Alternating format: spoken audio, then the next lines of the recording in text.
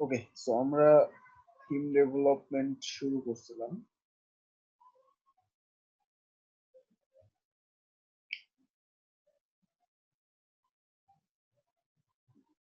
তো এখান থেকে অ্যাপিয়ারেন্স থেকে থিমস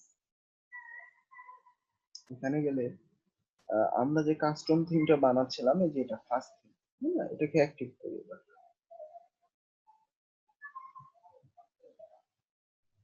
ওকে,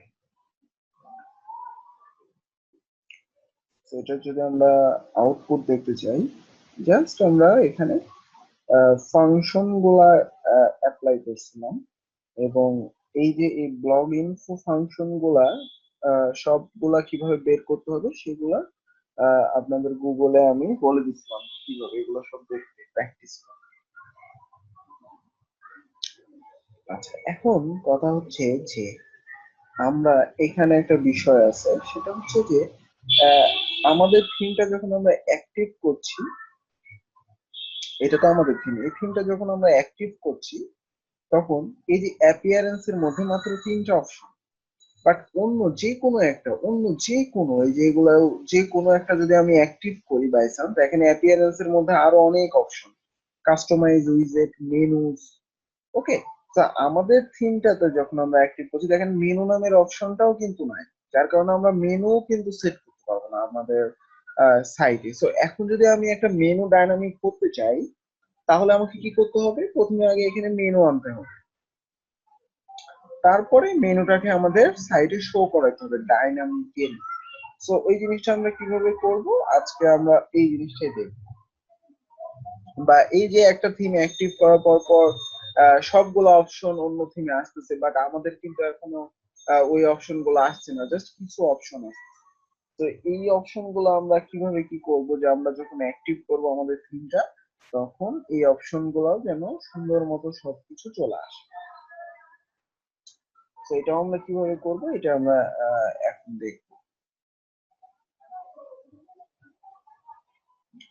তো আমি একটু আমাদের ফাইলে যাচ্ছি, যেখানে আমরা থিমটা বানাচ্ছিলাম কোডে।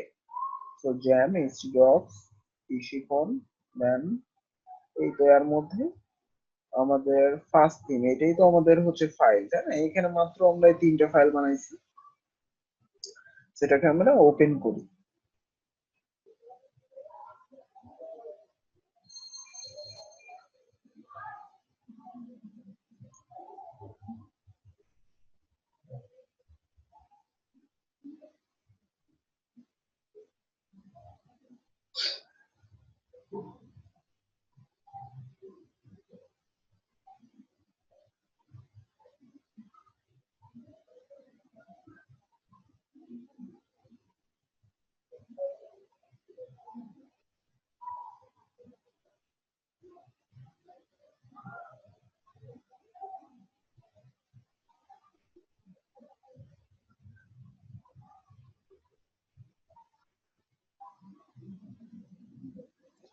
তো ওপেন হতে একটু সময় নিচ্ছে।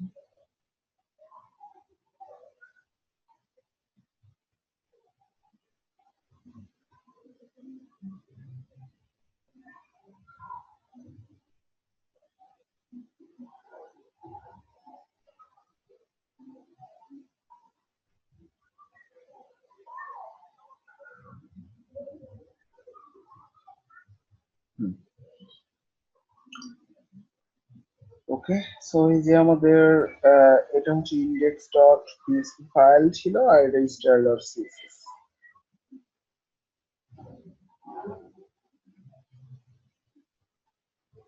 এখন আমরা মেনু আনবো, তার আগে মনে করেন এই যে আমরা এস টু টাইটেল, তারপরে এই যে পি লিখছি, ডিসক্রিপশন এখানে শো করাইছি, এস টুর মধ্যে অ্যাডমিন মেল শো করাইছি।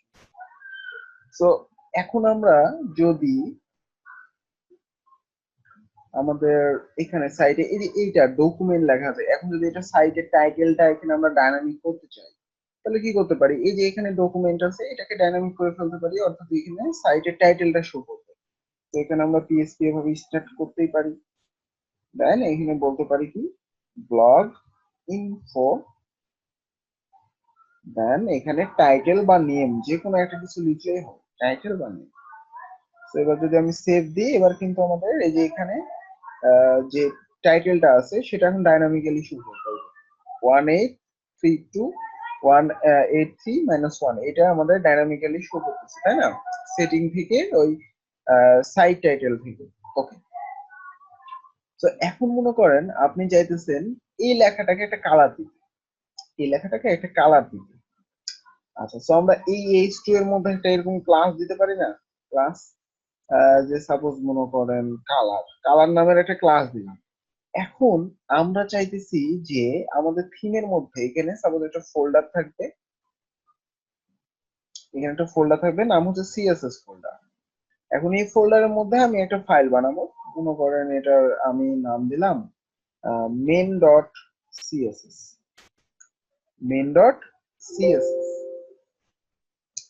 এখন এইটাকে যদি আমি ওপেন করি, এর মধ্যে এখন কিছু নাই। এখন এইটাকে আমি কি করব, কালার, ওই যে আমি হচ্ছে যে যে ক্লাসটা দিলাম ওইটা লিখলাম, দিয়ে এখানে আমি প্রপার্টি নামটা দিলাম যে কালার সাপোজ রেড। ওকে, তো এখন এই যে ক্লাসটা যার মধ্যে আছে সেটাই তো রেড হয়ে যাওয়ার কথা, কিন্তু এখন কি কাজ করবে? এখন কি কাজ করবে? এটা রেড হবে? আমরা এইচটিএমএল সিএসএস এ কি শিখছি? সিএসএস ফাইলকে আমাদের এইচটিএমএল ফাইলের মধ্যে লিংক করাইতে হয় না কাজ করাইতে হলে?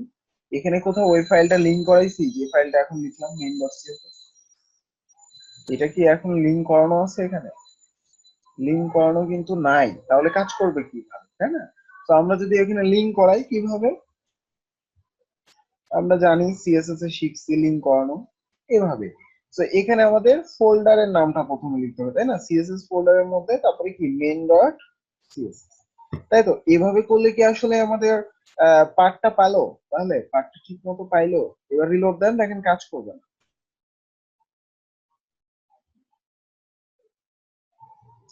কালার হচ্ছে না।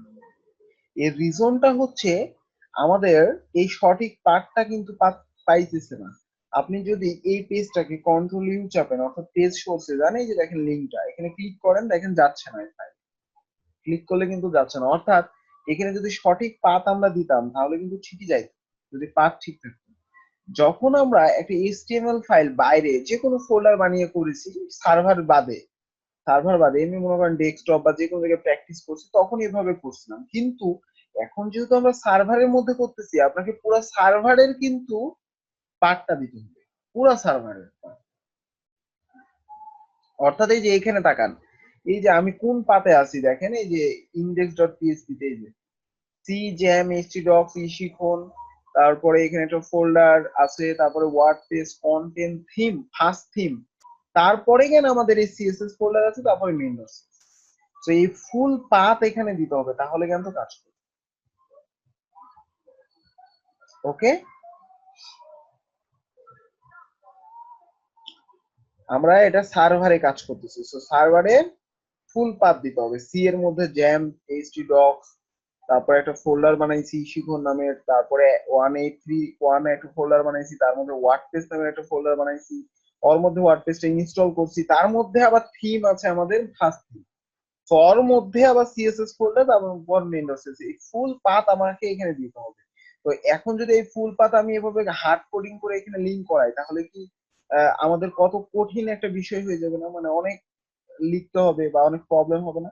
তো এই হার্ড কোড, মানে আপনি এখন কোন পাতে আছেন, কোন পাত, এই পার্টটা বের করানোর জন্য একটা ফাংশন আছে ওয়ার্ডপ্রেসে।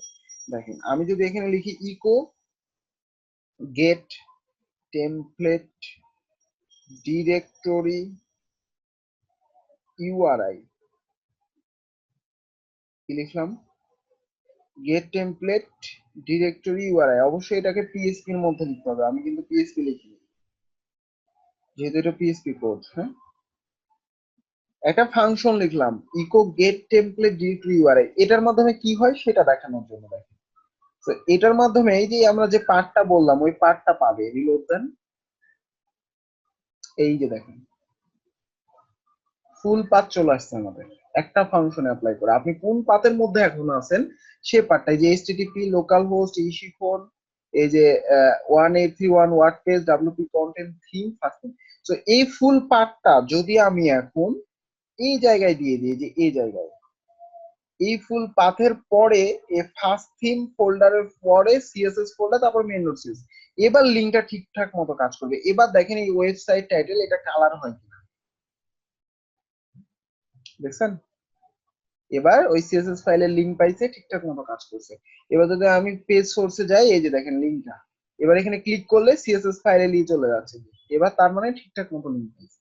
সো সার্ভারে অলওয়েজ ফুল পাথটা আমাদের দিতে হবে, ফুল পাথ। সো ফুল পাথ বের করার জন্য আমরা একটা ফাংশন ইউজ করা শিখলাম, নাম হচ্ছে echo get template due to UI. So এইটা আপনাকে এখন আর দরকার নাই ইউজ করা, এই এতটুকুন আমাদের কি দরকার নাই। এতটুকুনের জায়গায় আমি কি লিখবো, জাস্ট এই ফাংশনটা লিখবো। কিভাবে? এখানে এভাবে স্ল্যাশ দিব অবশ্যই, পিএসপি শুরু করব, এন্ড এখানে লিখবো ইকো, কি লিখবো, get template directory U R I, শেষ। এবারও সেম আমাদের কাজটা হবে, অর্থাৎ আমি যদি এবার রিলোড দিই দেখবেন যে এটাকে লাল কালারই হয়ে আছে, তার মানে কি লিঙ্ক পাইছে। আবার যদি আমি পেজ সোর্সে যাই দেখবো যে পার্টটা বসে গেছে, ফুল পার্ট ঠিকঠাক মতো আছে। তো এইভাবে আপনাকে সিএসএস ফাইল বা জেএস ফাইল, আপনি যে ফাইল নিয়ে কাজ করেন ওয়ার্ডপ্রেস থিমের মধ্যে, এভাবে আপনাকে লিঙ্ক করতে, কারণ এটা সার্ভারের মধ্যে এখন কাজ করতেছেন। নর্মালি কিন্তু আপনি হচ্ছে ইয়ের মধ্যে কাজ করতেছেন না, এটা কিন্তু নর্মালি আপনি আহ, এই কোনো একটা হচ্ছে যে ফোল্ডার বা হচ্ছে সার্ভারের বাইরে কিন্তু কাজ করতেছেন। তো অবশ্যই এই জন্য ফুল পাথ দিতে হবে, এটা মাথায় রাখতে হবে। ওকে, এখন আমাদের কিন্তু এখানে একটা জিনিস লক্ষ্য করতে হবে, সেটা হচ্ছে আমাদের যে ফোল্ডারটা, এই যে এটার বাইরে কিন্তু একটা স্টাইল ডট সিএসএস আছে। তো আপনি চাইলে এটার মধ্যেও কাজ করতে পারতেন, এখানে না বানায়, তাই না? এটার মধ্যে সিএসএস লিখতে পারতেন। সো এই ফাইলটাকে আমাদের তাহলে লিঙ্ক করানো দরকার, তাই না? এই ফাইলটাকে লিঙ্ক করানো দরকার না? তো এই ফাইলটাকে লিঙ্ক করাবো কেমনে? এই ফাইলটাকেও কি তাহলে ওই যে এর আগের ফাংশন যেটা আমরা অ্যাপ্লাই করছি ওইভাবে লিঙ্ক করাবো? অর্থাৎ এখানে মনে করেন আমি আবার একটা লিঙ্ক করাচ্ছি সিএসএস এর। তো এবার আমরা কি এই ফাংশনটাই আবার এখানে অ্যাপ্লাই করব এর আগে, জাস্ট এভাবে যে eco get template directory URI, তার ভিতরে স্টাইল ডট সিএসএস পাবে। তো দেখি আমরা যে এবার স্টাইল ডট সিএসএস ফাইলটা লিংক হয় কিনা, একটু চেক করি জাস্ট। তো এবার এখানে একটা রিলোড দেন, রিলোড দিয়ে এবার পেজ সোর্সে যান, এই যে দেখেন নিচে first theme style dot CSS, এই যে ক্লিক করলে ঠিক আছে। স্টাইল ডট সিএসএস এর মধ্যে কি কিছু আছে? কোড কিছুই নাই, কিন্তু স্টাইল ডট সিএসএস এর মধ্যে আমাদের, স্টাইল ডট সিএসএস এর মধ্যে আমাদের কিন্তু কিছু কোড ছিল, অর্থাৎ কমেন্ট কিছু কোড ছিল, কমেন্ট। ওকে, সো এই পার্টটা আমরা এইভাবে না লিখে আপনার রুটের মধ্যে, অর্থাৎ রুটস বুঝিয়ে, যে এটাকে বলা হয় রুট, এই গোটা ফোল্ডারটাকে বলা হয় রুট, এই রুটের মধ্যে কোনো একটা ফাইল খেয়ে স্টাইল ফাইল খেয়ে, অর্থাৎ স্টাইল ডট সিএসএস কে লিংক করানোর জন্য আরেকটা ফাংশন আছে। এখানে এবার লিখেন ফাংশনটা, আমি আবার লিখতেছি, হ্যাঁ ফাংশনটা। তো এখানে আমরা লিখবো ইকো গেট টেমপ্লেট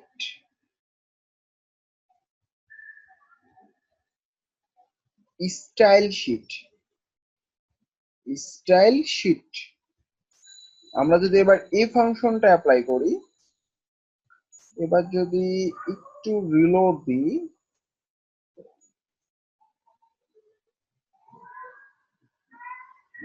আনডিফাইন্ড, আচ্ছা আমরা মনে হয় ফাংশনের নামটা ভুল করছি, গেট স্টাইল শিট ডিরেক্টরি হবে সম্ভবত, গেট স্টাইল শিট ডিরেক্টরি। এই ফাংশনটা যদি আমরা লিখি, এবার আবার রিলোড, এখানে পাইছে, এই যে আসছে, এই যে, বাট আমাদের প্রপারলি কিন্তু আসে নাই। আচ্ছা wait wait wait wait, get template directory URI, get style sheet directory. আচ্ছা, একটা গুগলে সার্চ দেন স্টাইল টেমপ্লেট কে পাওয়ানোর জন্য একটা ফাংশন আছে, আমাদের প্রপারলি ফাংশনটা আসে নাই। কন্টেন্ট থিম ফার্স্ট থিম পর্যন্তই লিংক পাইছি, ফার্স্ট থিম পর্যন্ত পাইছি, সো প্রপারলি আসে নাই। আমরা চাচ্ছি এখানে স্টাইল ডট সিএসএস পর্যন্তই পেয়ে যাবে। সো ফাংশন আছে একটা, গুগলে একটা সার্চ দিতে হবে। আমার এখানে সার্চ বারে সার্চ হয় না কেন?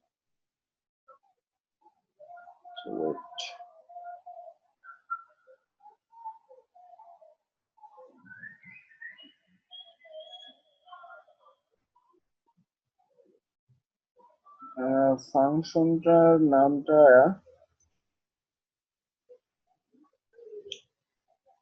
Gate style sheet directory.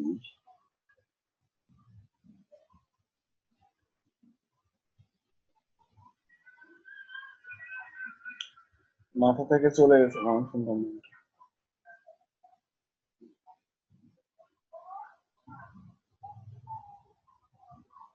Style sheet directory, get style sheet directory লিখছি। আচ্ছা, গেট স্টাইল শিট ডিরেক্টরি লিখে সার্চ দিলেও আমরা সাজেশন পাবো, বাট এখানে সার্চ হচ্ছে কিনা সেটা সার্চ দেন একটা।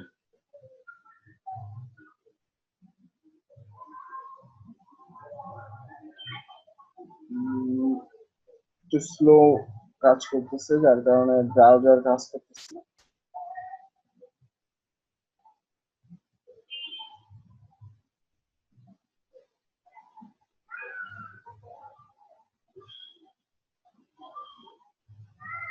আচ্ছা, গেট স্টাইল শিট ইউআরআই লেখেন তো, দেখি এবার। Get style sheet URI. Oh God, অনেক ব্রাউজার ওপেন তো,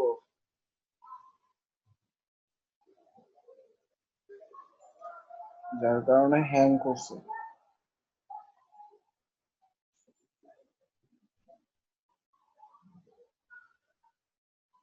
আচ্ছা, এই যে আমাদের সার্চ হচ্ছে get style sheet directory, get style sheet directory.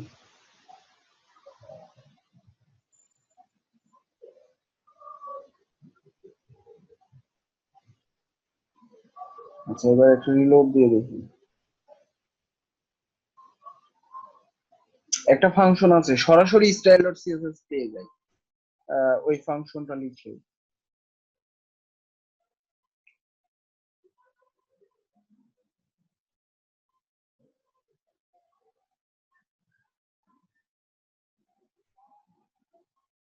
একটু হ্যাং করতেছে জাস্ট। আচ্ছা, এগুলার রেফারেন্স দেখলেই আমরা পেয়ে যাব কি ফাংশনটা।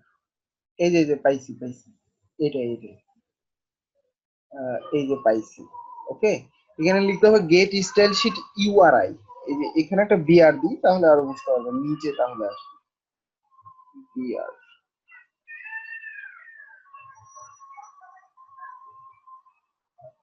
সেভ। নাও এবার রিলোড দিলে আমরা এখানে বুঝতে পারবো যে আসলে কোনটা লিঙ্ক কোনটা। এই যে উপরের যে লিঙ্কটা, উপরের উপরের লিঙ্কটা gate template directory URI. Sorry, এখানে পিএসপি লিখি।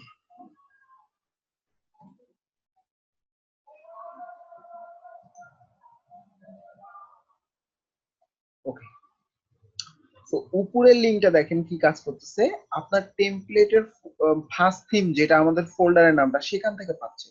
আর নিচের যে ফাংশনটা কাজ করতেছে সেটা ফার্স্ট থিমের পরে অটোমেটিক্যালি স্টাইল ডট সিএসএস পেয়ে যাচ্ছে। কি পাচ্ছে? অটোমেটিক্যালি স্টাইল ডট সিএসএস পেয়ে যাচ্ছে, তাই না? আমাদের রুটের মধ্যে, অর্থাৎ এই ফোল্ডারের মধ্যে যে স্টাইল ডট সিএসএস থাকবে সেটাকে অটোমেটিক্যালি সে পেয়ে নিচ্ছে। তো আমরা যদি এই ফাংশনটা অ্যাপ্লাই করি তাহলে আমাদের কাজ হয়ে যাচ্ছে, তাই না? এখানে আর কোনো কিছু ইউজ করা লাগবে না। সো এখানে জাস্ট আমরা এটাকে বাদ দিয়ে দিব, দিয়ে জাস্ট এই ফাংশন অ্যাপ্লাই করব, অটোমেটিক্যালি এখানে স্টাইল ডট সিএসএস টাকে তাহলে সে লিংক করে। তো এই দুইটা ফাংশনের কাজটা আপনাকে ভালো মতো বুঝতে হবে, কারণ অনেক আমাদের সামনে এই দুইটা ফাংশন লাগবে কাজ করে। ঠিক আছে, এই জন্য এই দুইটা ফাংশনের কাজ দুইটাই আমাদের ভালো মতো বুঝতে হবে।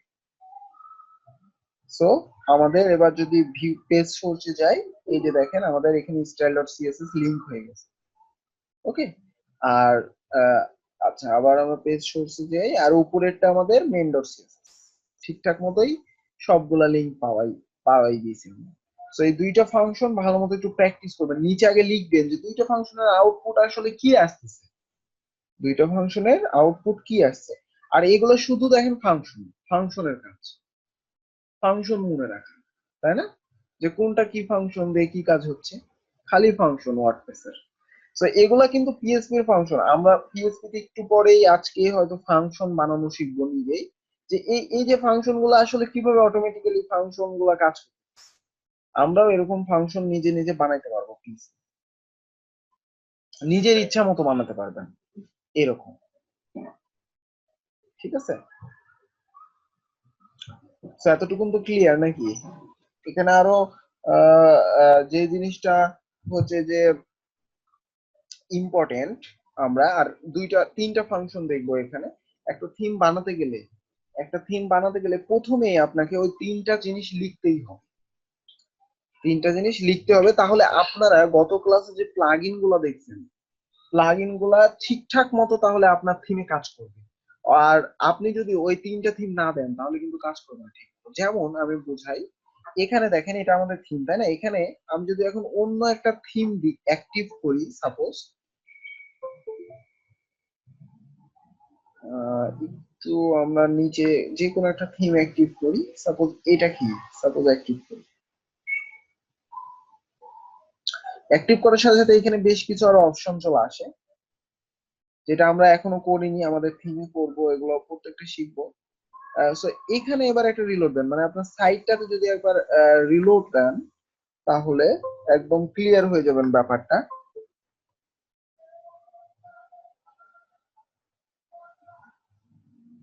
যে কি আসলে আসতেছে আর কি আসছে না। সো আমি যখন কোড করব তখন আপনারা বুঝতে পারবেন। এই যে দেখেন এইটা সাইট আসতেছে, তাই না? কিন্তু উপরে দেখেন এটা কিন্তু কালো ড্যাশবোর্ড আছে, এখান থেকে আপনি সরাসরি ড্যাশবোর্ডে যাইতে পারেন, এরকম একটা ড্যাশবোর্ড আছে, তাই না? তো এই যে জিনিসগুলো, আবার প্লাগ ইন যেগুলো আপনি কাজ করেছেন এগুলো প্রপারলি যেন ঠিকঠাক মতো বসে তার জায়গায়, এজন্য আমাদের প্রথমে থিমে তিনটা কাজ করতে হবে। তিনটা, একটা হচ্ছে যে হেড শেষ আছে না, হেড ট্যাগ, হেড শেষ করার আগে একটা আপনাকে এখানে ফাংশন বসাতে হবে, নাম হচ্ছে ডাব্লুপি হেড, ডাব্লুপি হেড, ঠিক আছে।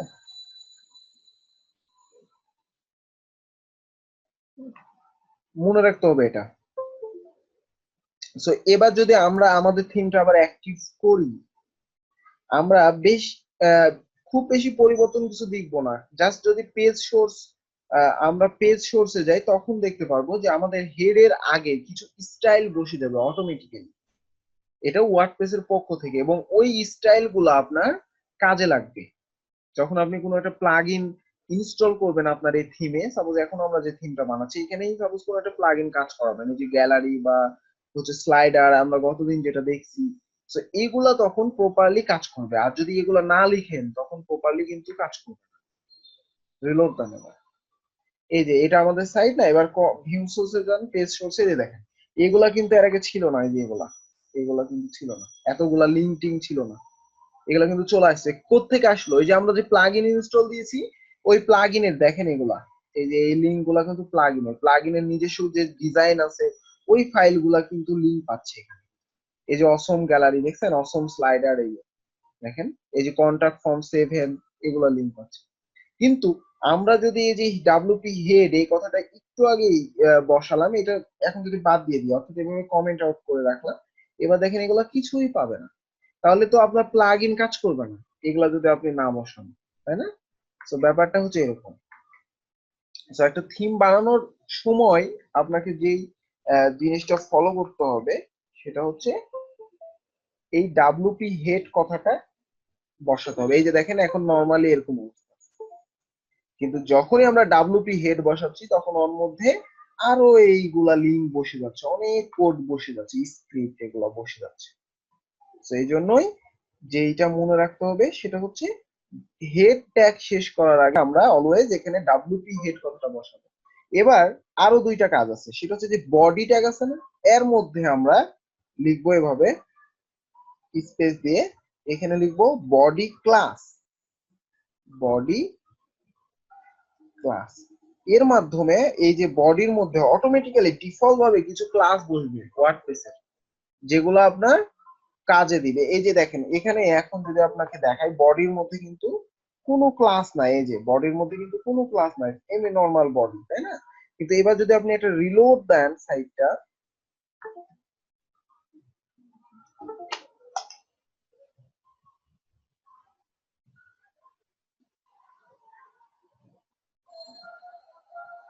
সাইটটা রিলোড দিয়ে যদি আমরা পেজ সোর্সে যাই, তখন দেখতে পারবো যে বডির মধ্যে এবার কিছু ক্লাস বসে গেছে আপনার। তো এই জিনিসগুলো আপনার অবশ্যই মাস্ট হচ্ছে লাগবে একটা থিম বানাতে, মাস্ট। প্রথমে এই কাজগুলো করে নেবেন। আচ্ছা, এবার যদি আমি পেজ সোর্সে যাই,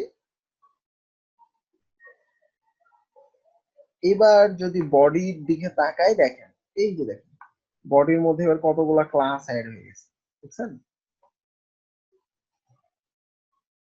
সো আমাদের এইগুলাই জানতে হবে, এই জন্যই আমরা এগুলো ইউজ করবো। এবার আমরাও যদি এখানে আমাদের ওই যে ড্যাশবোর্ডটা আনতে চাই, অন্যান্য থিম ইনস্টল করলে দেখবেন এখানে কিন্তু ড্যাশবোর্ড চলে আসে। তো আমাদের ড্যাশবোর্ডটা আনতে হলে এই যে বডি ট্যাগ যেখানে শেষ হয়েছে, ঠিক এর আগে আপনাকে আরেকটা ফাংশন ইউজ করতে হবে, নাম হচ্ছে ডাব্লুপি ফুটার। শেষ, এই তিনটা জিনিস মনে রাখতে হবে, ডাব্লুপি ফুটার, এই তিনটা জিনিস মাস্ট আপনাকে ইউজ করতে হবে। এবার যদি আপনি রিলোড দেন, দেখবেন এখানে একটা ড্যাশবোর্ড আসছে, এই যে দেখেন কালো ড্যাশবোর্ড চলে আসছে, দেখছেন? এই যে ড্যাশবোর্ডটা ছিল না, কালো বারটা ছিল না, চলে আসছে। ওকে, সো আমাদের শুধুমাত্র কি জানা লাগছে, ফাংশন গুলা জানা লাগতেছে, যে কোথায় কি বসাবো, কোথায় কি বসাবো ফাংশন। এই জন্য যেটা করবেন, প্র্যাকটিসের সময় একটু খাতাতেও লিখতে পারেন মনে রাখার জন্য, কারণ প্রচুর প্রচুর প্রচুর পরিমাণ ফাংশন এখন আপনাকে জানা লাগবে ওয়ার্ডপ্রেসে, প্রচুর পরিমাণ।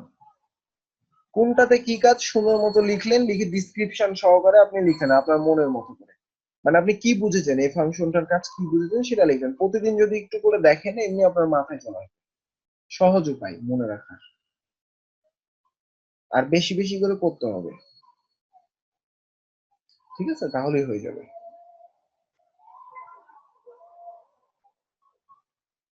ওকে,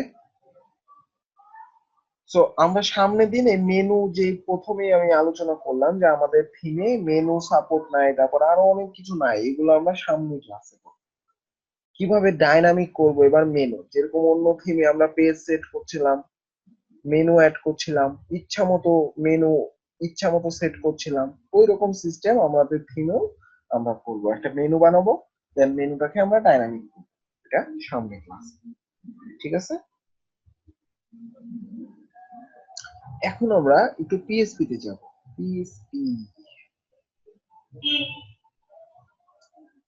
পিএসপি তে যাওয়ার জন্য আমাদের প্রথমে এই যে পিএসপি, এই ফাইলের মধ্যে আমরা সাপোজ গেলাম সামথিং ডট পিএসপি, এটা ওপেন করতেছি। আচ্ছা, সো এখানে আমরা গতদিন স্টেটমেন্ট শিখছিলাম, ইফ, ইলস ইফ আর হচ্ছে ইলস এর কাজ তিনটা, ইফ, ইলস ইফ আর হচ্ছে ইলস। ওকে, সো এইখানে আমাদের আজকে একটা কি করার কথা ছিল, এখানে আজকে আমাদের একটা হচ্ছে যে রেজাল্ট শিট বের করার কথা ছিল, গ্রেডিং সিস্টেম, ছোট্ট উদাহরণ, এক্সাম্পল। সো আমরা এটাকে করে ফেলি, হ্যাঁ, তাহলে আরো ক্লিয়ার হবে। তো মনে করেন আমরা এখানে একটা সাবজেক্ট লিখতেছি, সাবজেক্ট, সাবজেক্ট সাপোজ এটা হচ্ছে সাবজেক্ট। এখন এখানে সাবজেক্ট বা এখানে সাবজেক্টের সরাসরি নামই লিখে ফেলি। সাপোজ আমরা এখানে সাবজেক্টের নাম লিখলাম ম্যাথ।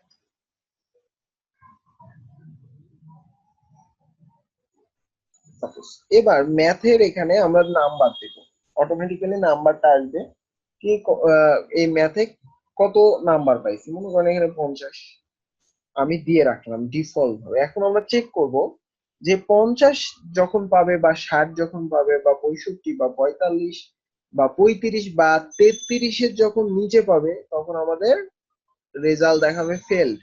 আবার যখন 33 থেকে 40 এর মধ্যে দেখাবে যে কোনো নাম্বার যদি পাই তাহলে সাপোজ সি গ্রেড দেখাবে। তারপরে 40 থেকে 50 এর মধ্যে যদি কেউ পাই তাহলে বি গ্রেড দেখাবে। এভাবে আমরা গ্রেডিং সিস্টেম করতে পারি হিসাব করে। সো কিভাবে করব, জাস্ট এবার আমি বলবো এখানে ইফ কন্ডিশন। ইফ দেখেন ডলার ম্যাথ, ম্যাথ মানেই তো ওই সাবজেক্টটা তাই না, লেস দেন, এটা কি লেস দেন মানে ছোট, যদি ছোট হয় কত 33 এর ছোট হয় কত দিলাম 33, লেস দেন মানে ছোট, ম্যাথ যদি 33 এর চেয়ে ছোট হয় অর্থাৎ এই যে ম্যাথের মান কত এখন 50 না, তাহলে তো এটা 33 এর ছোট না, সো এই শর্ত মিলবে না। তখন এখানে সাপোজ ইকো দেখাবে মনে করেন ইওর রেজাল্ট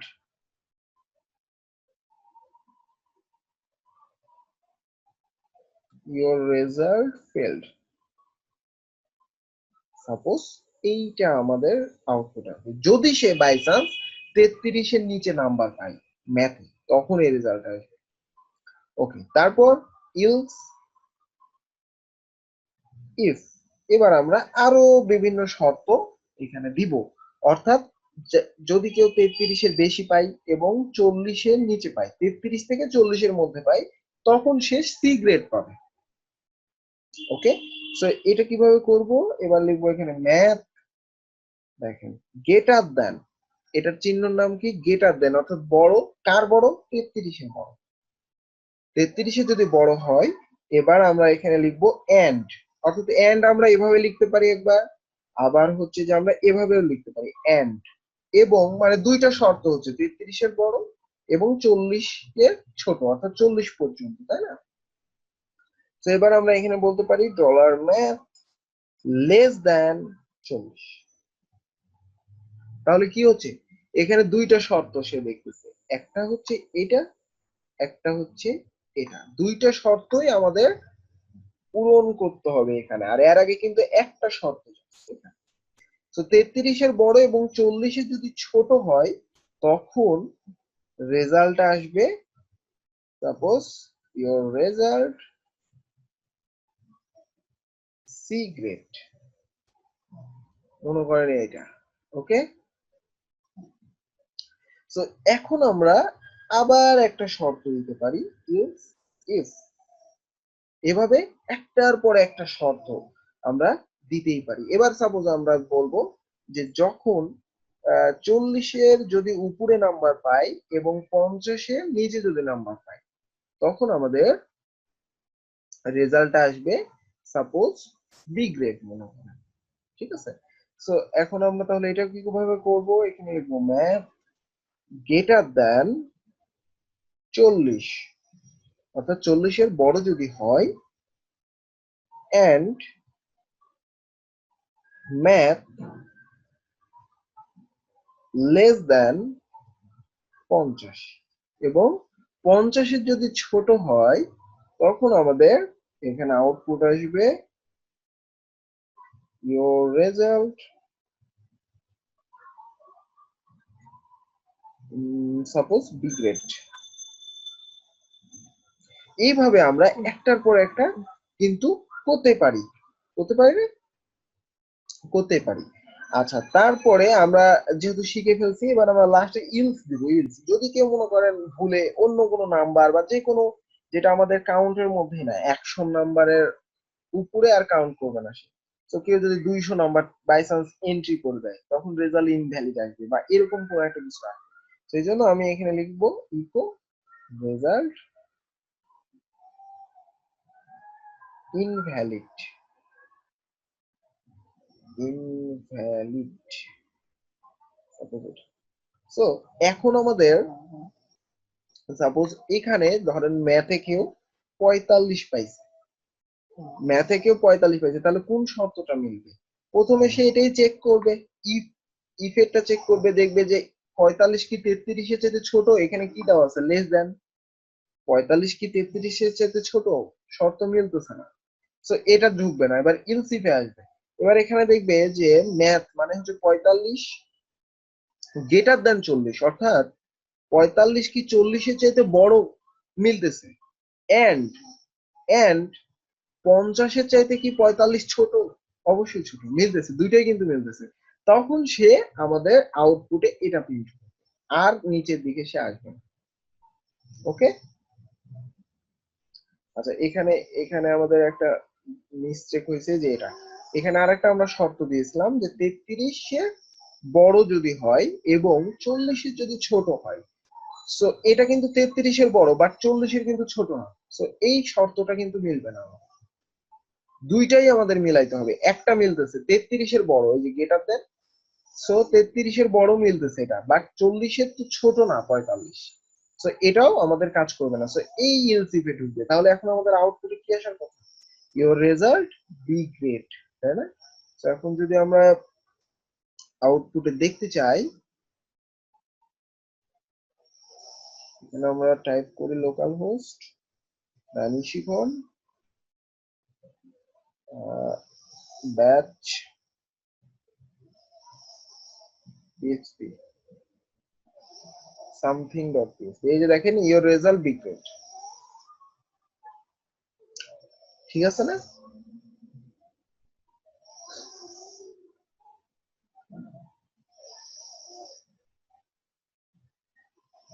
বি গ্রেড আমাদের রেজাল্ট ঠিকঠাক মতোই কিন্তু কাজ করছে, কিন্তু এই ক্যালকুলেশনে একটা প্রবলেম আছে, একটা গন্ডগোল আছে, একটা গন্ডগোল আছে। আচ্ছা, তার আগে মনে করেন এখানে আমি যদি এবার সাপোজ 28 দিই, তাহলে এবার আমাদের কি রেজাল্ট, কোনটা শর্ত মিলবে, এই প্রথমটা, এই যে 33-এর চেয়ে যদি ছোট হয় নাম্বার ম্যাথ, তাহলে এটাই তো মিলে যাচ্ছে, সো ইওর রেজাল্ট ফেল। তো এবার যদি আমরা রিলোড দিই, এখানে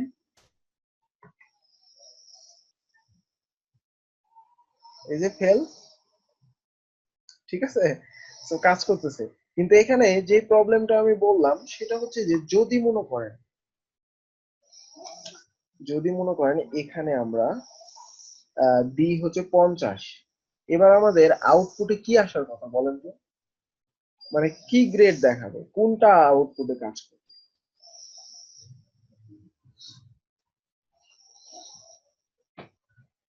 কোনটা আউটপুটে কাজ করবে?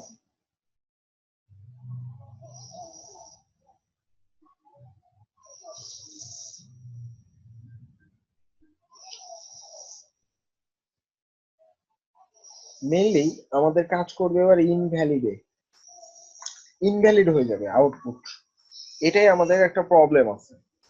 দেখেন আহ, আমি যদি এখানে রিলোড দিই, এই যে রেজাল্ট ইনভ্যালিড, এখন বলতে পারেন কেন, এই যে এখানে তো আমি একটা শর্ত দিয়েছি যে 50-এর যদি নিচে হয়, এখানে একটা জিনিস আপনাকে বুঝতে হবে, সেটা হচ্ছে আমি কিন্তু বলছি যে 40-এর উপরে এবং 50-এর নিচে, আমি কিন্তু বলিনি 50 হলে কি হবে বা 40 হলে কি হবে বা 33 হলে কি হবে, আমি খালি ছোট বা বড় এভাবে বলছি, তাই না? আপনি যদি চান যে সমান অর্থাৎ 50 হলেও এই রেজাল্টটা হবে, তাহলে এখানে অবশ্যই একটা ইকুয়াল দিতে হবে। তাহলে সে কাজ করবে কি, 50-এর ছোট অথবা 50-এর সমান। আমরা যদি এবার এখানেও একটা ইকুয়াল দিয়ে দিই, তাহলে এটা কাজ করবে যে 40-এর সমান অথবা 40-এর বড়, এরকম সিস্টেম। ওকে, তো এবার আমাদের রেজাল্টটা আসবে বি গ্রেড, ইনভ্যালিডের জায়গায় এবার দেখেন রেজাল্ট আসবে বি গ্রেড। তো আপনাদের অপারেটর সম্পর্কে আমি আজকে কয়েকটা ভিডিও দিব, অপারেটর এই জিনিসগুলো হচ্ছে operator, less than, greater than, তারপরে এই যে ইকুয়াল, অপারেটর ভালো মতো জানতে হবে। তো অপারেটরের জন্য আমি আজকে 4টা বা 5টা এক্সট্রা ভিডিও দিব, ঠিক আছে? তো এগুলো দেখবেন আগে।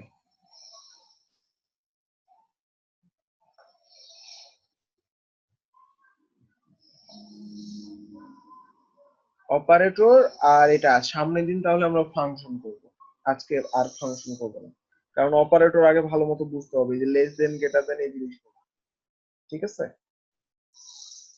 তো এইগুলো আগে দেখেন, তারপরে হচ্ছে সামনের ক্লাস। আর ওয়ার্ডপ্রেসের ফাংশন গুলা যেন মনে থাকে সবার।